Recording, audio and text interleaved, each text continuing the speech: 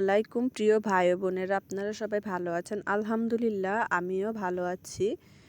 আজকে সকাল সকাল রান্না করে নিচ্ছি, কারণ আজকে যাব এক জায়গায় মেজবানি খেতে। আমার ভাসুরের জ্যাঠা শ্বশুরের ঘরে ভাসুরের মেয়ের শ্বশুরের মেজবানি দাওয়াত করে গেছে। আমাদের বাড়ির পুরুষরা কেউই যাবে না, তার জন্য বিয়ান বলে গেছে যে বিয়াইরা না গেলে আপনারাই চলে যান।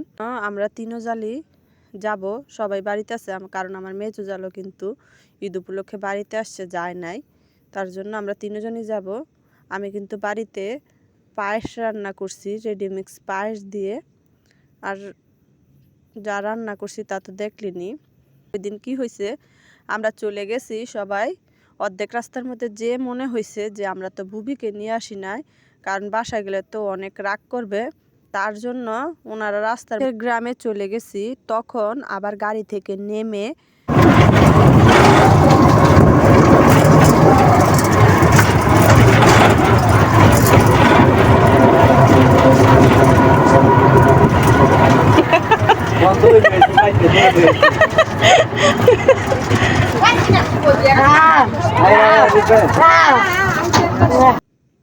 বলে যে আমি নামাজ পড়তে যাব। আমি তো বিশ্রায় পাইতেছি না, পরে বিশ্রায় টিশ্রায় নিয়ে গেলাম। সবাই যে বসে আছে, তারপর অটোওয়ালা বলতেছিল অটোতে তুলব না। পরে চলে গেছি আমরা দেখতে দেখতে মেহমান বাড়িতে। যে কিন্তু আর দেরি করি নাই, অনেক মানে বুবাকে খুঁজতে খুঁজতে আমি এত পরিমাণে ক্ষুধার্ত হয়ে গেছি।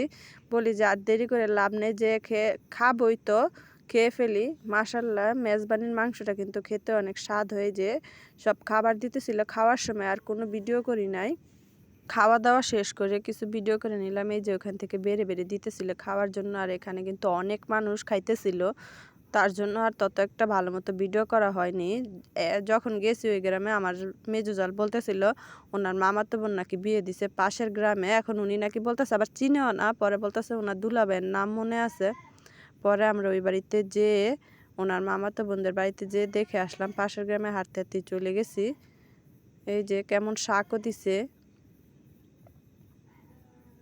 রাস্তাটা নাকি নতুন হয়েছে, অন্য দিক দিয়েও যাওয়া যায়, কিন্তু আমরা তো নতুন গেছি, চিনি না।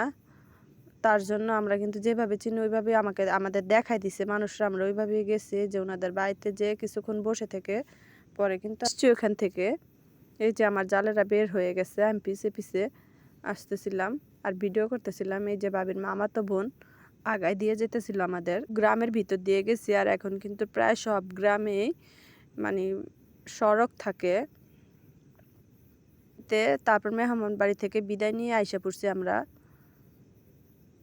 এই যে কি মাঠ, আর এখান দিয়ে কিন্তু উপজেলার আরো সামনে দিয়ে কিন্তু এই মাঠটা পার হইলে উপজেলার বড় বাস চলে। এই যে রাস্তাটা কিন্তু কি নিরিবিলি, হেঁটে হেঁটে যাচ্ছি। আবার যাবে বাবির বোনেদের বাড়ি, কাছাকাছি। তার জন্য আজকে যাদের যাদের দেখার কাছাকাছি আছে সবাইকে দেখে আসলাম। তারপরে কিন্তু আমরা দাওয়াত খেয়ে এই যে সবাইকে দেখে বাড়িতে এসে পড়লাম। বাড়িতে আসার পরে আমার বাতিজি বলতেছিল যে আপনারা তো দাওয়াত খেয়ে আসলেন, আমাদের জন্য তো নিয়ে আসলেন না, তার জন্য আজকে মোমো বানাবো। রেডি করে নিচ্ছে। আর যখন রান্না অথবা ভাপ দেওয়ার পালা, তখন কিন্তু ওইটা আমি করব। এই যে ও কিন্তু কি সুন্দর করে বানাই দিতেছিল, আর খেতেও কিন্তু মাশাআল্লাহ অনেক টেস্ট হয়েছিল।